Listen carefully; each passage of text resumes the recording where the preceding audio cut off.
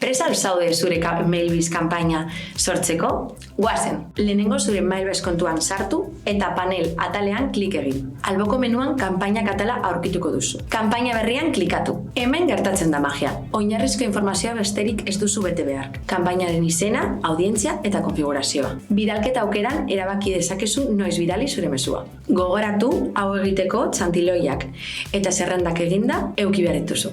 Eta kitxo, kanpaina sortuta dago.